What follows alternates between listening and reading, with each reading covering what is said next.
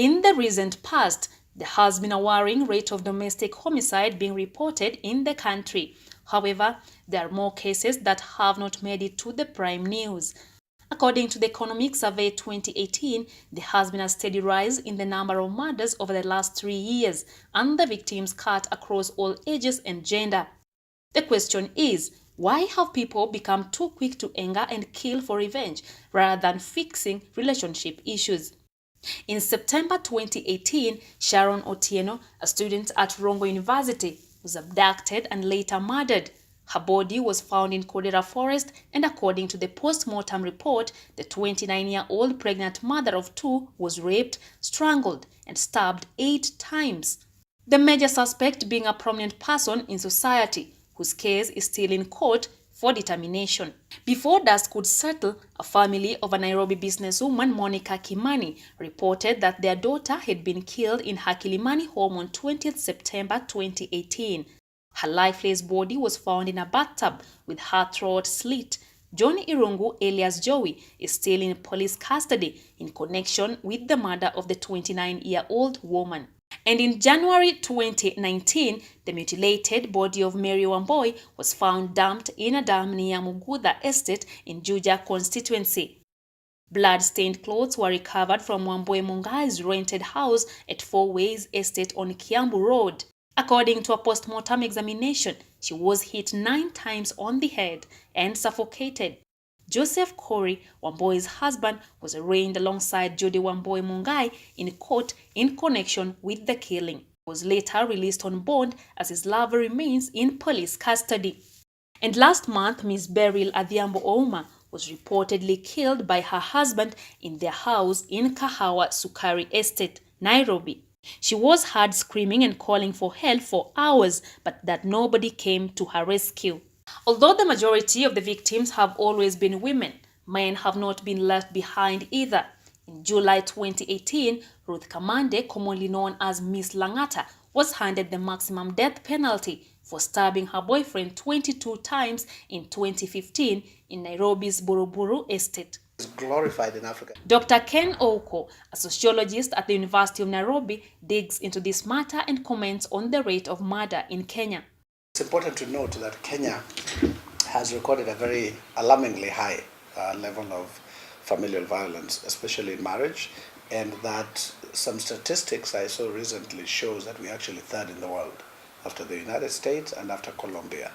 Dr. Oko notes that the communal support system is no longer upheld, especially in urban areas where people tend to respect personal space. The village support system, the social system has broken down completely. So long ago, if anybody had a problem, the parents would be there, the friends would be there, the in-laws, everybody would show up.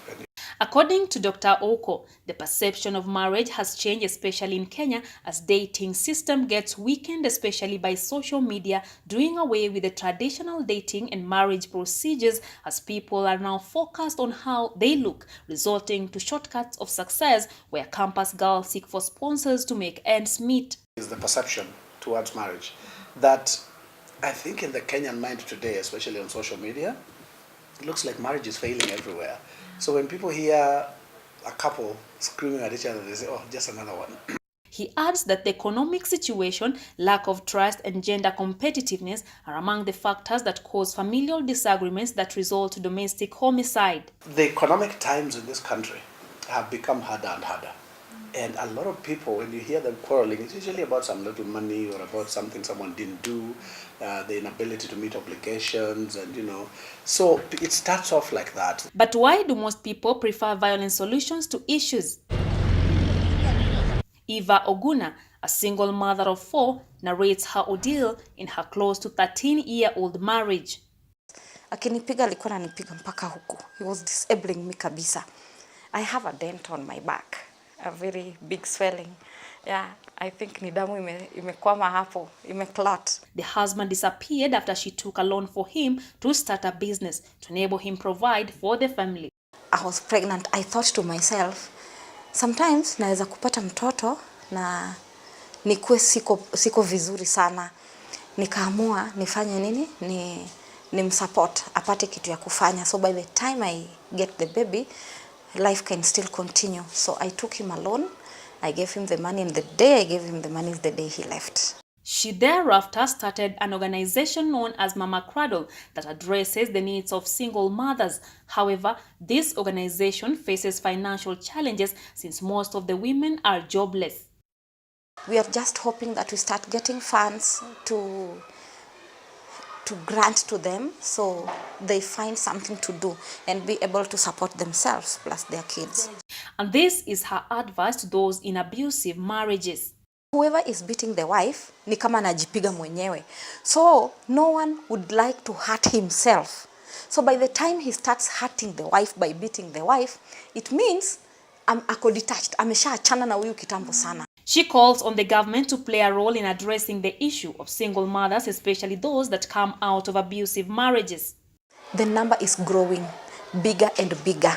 Yeah, the number of single parents. Now, what is the government doing about that? What about women who stay in abusive marriages? Oguna brands them as selfish since they do more harm than good to their children, adding that marriage is under threat due to the current rise in murder cases. You're selfish. That's a very selfish person. A very selfish woman ndio atakaa hapo ati anakaa juu ya watoto. For what? For what? Kuumiza akili ya watoto wake. With the increased cases of murder in the society as a way of resolving family wrangles, only time will tell if family as a basic unit of the society will stand the test of time. Lydiah, KUTV in Nairobi.